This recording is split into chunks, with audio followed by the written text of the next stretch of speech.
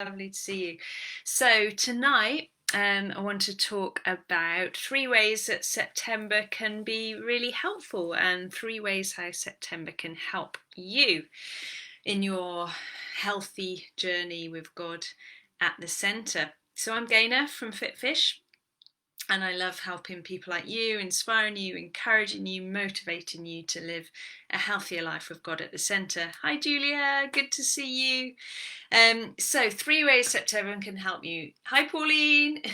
Now, if you're involved in education or you have kids going off to school, then you've probably got a bit of a sense at the moment of things starting afresh, a new term. I know I have, because after this long lockdown period, it's been hard to have time to do all the things I'd like to do, and I'm really looking forward to starting a kind of new season, having a bit more of a chance to work, to connect with you guys. And obviously it's going to be a bit emotional as well, but my son will be starting school tomorrow, so September very much for me holds a new routine and lots of different hopes, desires and dreams. And I don't know, can anyone relate to that? Are you kind of feeling like September's a bit of a fresh start?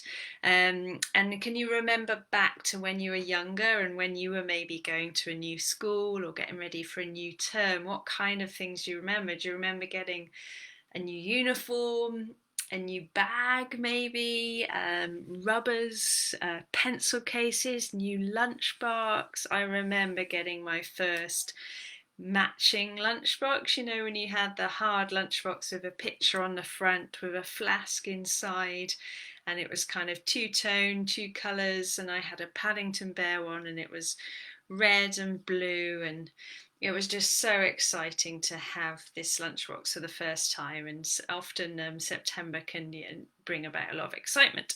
So I want us to capitalise on that really in 3 ways. So first of all, can you use it as a chance to draw a line and move forward? Are you perhaps feeling a little bit like, I don't like to talk about, being on a healthy eating plan, being off it, being on the wagon, off the wagon, but if you're feeling a bit at the moment that you've been a bit all over the place, or you haven't had a proper structure or a proper routine, or you just feel like you've had a few days where you haven't really looked after yourself that well and you're not feeling that brilliant, or a few weeks or a few months, is it a good opportunity to just draw a line and think, right, tomorrow is a new day and I'm going to make the most of it, just like I'm starting a fresh new term, whether you are literally doing that in education or not. So draw that line, make a fresh start, snap out of it and have a different kind of mindset. What do you want this next term, what this next few weeks, months to look like for you?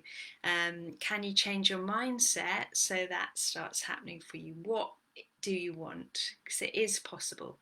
And what is your vision for this next few days, few weeks, few months? How do you want to feel in a few months' time? So that's number one, is draw a line. It's a fresh start for us all. We can all wake up tomorrow and become a healthier person tomorrow than we are today by the different choices we make. So let's draw a line, let's all do this together, and let's move forward with God at the centre, wanting to be healthier, happier people. Number two is habits. So a perfect chance to have a look at our habits, our routines, what's been working well, what hasn't, what new routines are we going to have, and what habits can we tag on to things that we're already doing. You might have less time moving into this new season, but is there something you're doing regularly, like driving, that you weren't doing before, or perhaps walking, or packing your lunchbox? Are there things like that which are going to be part of a new routine that you can tag healthy habits onto? So if you're driving, can you listen to something uplifting, encouraging? When you're doing your lunchbox, can you throw in some extra vegetables? Can you stand on one leg while you're making your lunch? What kind of healthy habits can you tag on to what's already going on in your life, and what kind of new routines and everything that you have. What kind of person do you want to become? And how can you put votes into that box? How can you make it more likely that you become a healthier person with God at the centre? What little actions and little votes can you take that will add up to a healthier you in a few months' time? Can you decrease the obstacles that are in your way? Can you make things easier for yourself by meal prepping all in one go? Can you make things easier for yourself by removing the chocolate from eye level in the cupboard? Can you make it easier to exercise by arranging to do it with a friend or doing it online with a friend? What can you do now to make this path into the next few months smoother and easier and have less resistance? And what can you do to make it more enjoyable? What can be your kind of new pencil case, new rubber, new bag, new stationery? What kind of things can you add in that are going to make it a little bit exciting and going to carry you forward with a good level of motivation? So how can you tweak your habits, change your habits, get rid of hurdles, and just make things more enjoyable and therefore more likely to continue them? And number 3 is motivations. So we've got 2 different kinds of motivation: extrinsic, intrinsic, and it's really good to have a combination of those. So could you commit to, over the next few months, so we've got obviously September, October, November, December, we've got almost 4 months till Christmas, a bit short of that. And I know that that's probably the first time that you've heard the word Christmas for a long time, but it's a really good period of time and actually a really good goal. So if we're purely looking at things from an extrinsic motivation point of view, so being motivated by external factors, then can you think, what do you want to feel like on Christmas Day this year? Do you want to feel like you actually feel really good, really healthy, you're pleased that you're looking after yourself, and you just feel good because you've got time? How do you want to feel when you sit down for Christmas dinner? How do you want to feel when you go out for that walk on Christmas Day? We've got time to make a difference. And so if you've got things coming up in the run-up, maybe a wedding or a party or anything in the next few months, and use those as some motivators. It's not wrong to have external motivations, but also what an ideal chance over the next few months to just think, how are you feeding your internal motivation?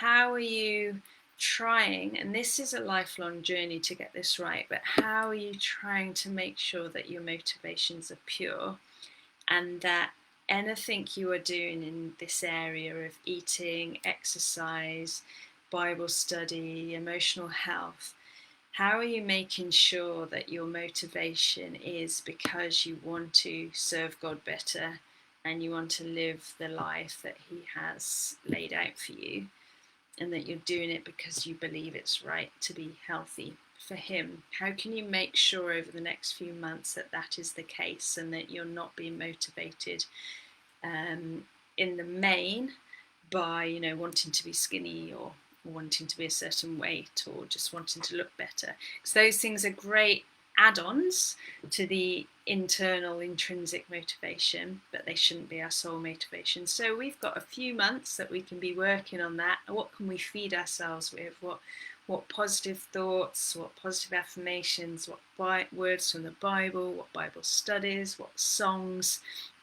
Imagine every day you're just kind of layering that up, and it becomes this really big burning internal motivation inside you. And we've got time to do that as well. So September is a great time, a great opportunity. A few months before the year end, lots of time to make changes. It's got that slight excitement in the air of things that are new, a chance to draw a line, a chance to form some new habits, get rid of ones that aren't working, put some habits, some votes in the right box for the person that you want to become as you sit down for Christmas lunch on Christmas Day, or whatever you do on Christmas Day. And how can we work on making sure that internal motivation is the biggest one and the strongest, but actually take advantage of those external ones as well in any events, any occasions, and of course Christmas being a big one. So I hope that's helpful. I'd love for you to type what spoke to you, what you might put into action. I'd love to see what you say. You still love getting new stationery. Yes, isn't it brilliant and just really exciting to have new things. So yeah, type in the box. What have you taken from that? What are you going to do over the next few months? What changes you're going to make? What's inspired you to make the most of these next few months? What are you going to do? I'd love to know. Please like the video. If you're watching on replay, add a comment. That would be brilliant. And I'd love to chat with you all soon. Keep an eye on our kind of daily reminders and let me know how you're doing, and any questions, please shout. Okay, take care everyone. See you soon.